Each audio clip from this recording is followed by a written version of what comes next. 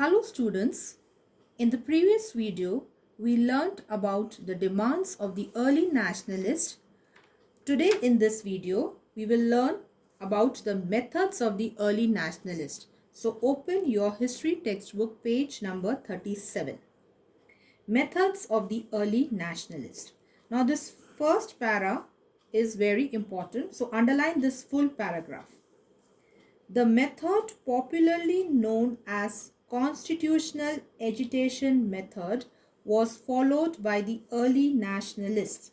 They believed in the policy of constitutional agitation within the legal framework and slow, orderly political progress.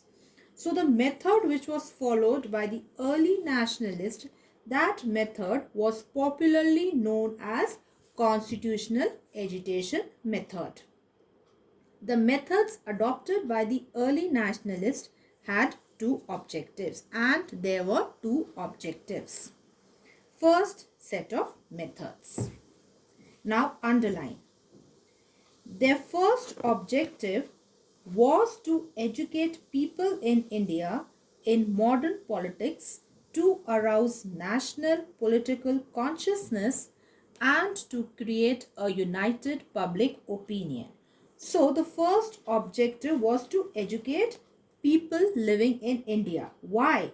To arouse national political consciousness and to create a united public opinion, same public opinion. For this purpose, they relied on the following methods.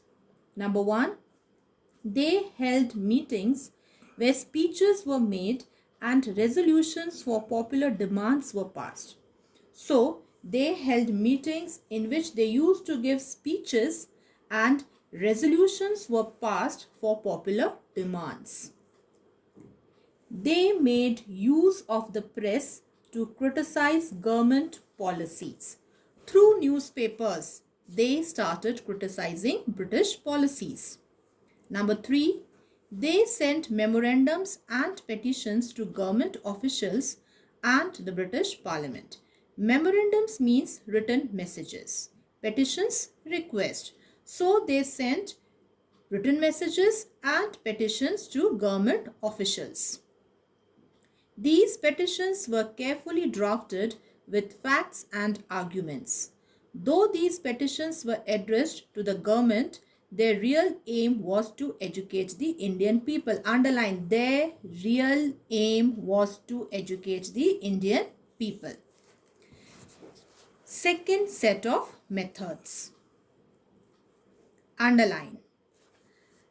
The second objective of the early nationalists was to influence the British government and the British public. To achieve this objective, they followed the following methods. Now, number 1 is very important, underline. They made use of 3 P's, that is petitions, prayers and protest. They sent petitions, requests and letters of protest to the British government to look into the problems of the Indians. So, they followed 3 P's. 3 P's means petitions, prayers and protests. A British committee of the Indian National Congress was set up in London in 1889, which published a weekly journal, India, to present India's case before the British public. Journal means newspaper or magazine. So, a magazine or a newspaper was published and the name was India. Why? To present India's case before the British public.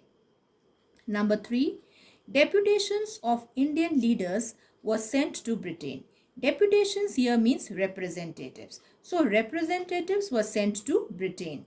These political leaders carried on active propaganda in Britain. For example, Dadabhai Naoroji spent a major part of his life in Britain to create awareness among British people and politicians about the plight of Indians. Plight means bad and sad conditions of Indians. Achievements of the early nationalists. The early nationalists represented the most progressive force of the time. They made the following contributions to the Indian national movement. Number one, the early nationalists created national awakening among people that they belonged to one country, India. This made Indians conscious of the bonds of common political, economic, and cultural interest that united them. So the early nationalists, they tried to bring all the Indians together. They tried to bring unity. Second, the early nationalists trained people in politics by popularizing the ideas of democracy, civil liberties, secularism, and nationalism. Now, write down the meaning of civil liberties. Civil liberties means the rights of a person to do things and say what they want if does not harm other people. The early nationalists did pioneering work by exposing the true nature of the British rule in India. Exposing, to expose means to show. So, they did great work by showing the true nature of the British rule in India.